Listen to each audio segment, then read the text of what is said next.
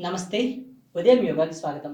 మీకు రోజులో ఎప్పుడైనా సరే అనవసరమైన ఆలోచనలు ఎక్కువైతే, లేకపోతే ఆ థాట్స్ ఫ్లోని తట్టుకోలేకపోతున్నాను అనిపిస్తే, ఈ ప్రాణాయామాన్ని మీరు ప్రాక్టీస్ చేయండి. దీన్ని హమ్మింగ్ బీ ప్రాణాయామం అంటారు. ఈ ప్రాణాయామంలో మనము మెల్లగా శ్వాస తీసుకొని, శ్వాస వదిలేటప్పుడు తేనెటీగ ఎలా సౌండ్ చేస్తుందో, ఆ సౌండ్‌ని మనం ప్రాక్టీస్ చేస్తాము. ఒక్కసారి దీన్ని నేను చేసి చూపిస్తాను. ఆ తర్వాత మనం కలిసి ప్రాక్టీస్ చేద్దాం. ఈ ప్రాణాయామం చేసేటప్పుడు మన ఫింగర్స్‌ని ఒక సింగిల్ ఫింగర్స్‌ని ఓపెన్ చేసుకొని మెల్లగా, మెల్లగా చెవుల మధ్యలోకి పెట్టుకోవాలి. చాలా శుతిమెత్తగా పెట్టుకోవాలి. ఇక్కడ నుంచి మెల్లగా శ్వాస తీసుకొని మనము శ్వాస వదిలేటప్పుడు హమ్మింగ్ బీ ఎలా అయితే తేనెటీగ సౌండ్ చేస్తదో అలా మనము ఆ సౌండ్‌ని క్రియేట్ చేయాలి. ఒక్కసారి అబ్జర్వ్ చేయండి.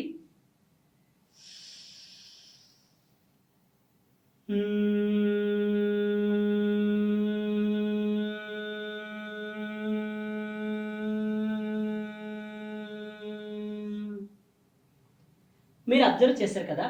ఒక అనే తేనెటీగ సౌండ్ చేస్తాం. ఈ సౌండ్‌ని మీరు ఒక 14-21 సార్లు ప్రాక్టీస్ చేస్తే మీ మైండ్ అనేది కామ్ అవ్వడం జరుగుతది. అయితే ఈ సౌండ్ ఎలా చేయాలనేది మనం ఇప్పుడు తెలుసుకుందాం. మీరు శ్వాస తీసుకున్నప్పుడు మన ముక్కుతోనే తీసుకుంటాము.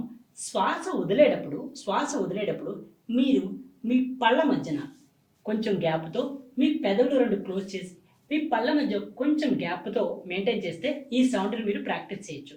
ఒకసారి మెల్లగా శ్వాస తీసుకోండి.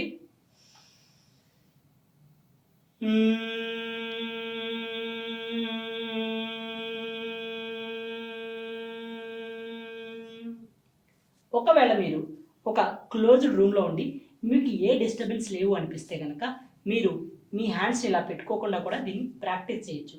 అయితే ఇది చేసినప్పుడు మీ ఈ లోయర్ పార్ట్ అంతా కూడా ఈ పెదాల పార్ట్ అంతా కూడా మీకు వైబ్రేట్ అవ్వడం అనేది జరుగుతది. అది కామన్. సో, కాబట్టి దాని గురించి వరీ అవ్వద్దు. మరొకసారి మనం 2 రౌండ్‌లు ప్రాక్టీస్ చేద్దాం.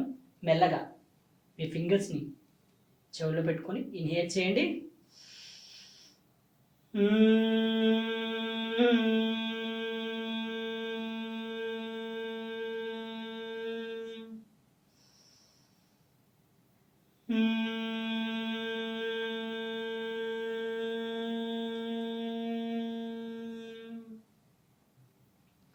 మెల్లగా మీ హ్యాండ్స్‌ని రిలాక్స్ చేయండి. మీరు ఇదే ప్రాక్టీస్‌ని 14-21 సార్లు 3 రౌండ్ల చొప్పున ప్రాక్టీస్ చేయండి. Thank you.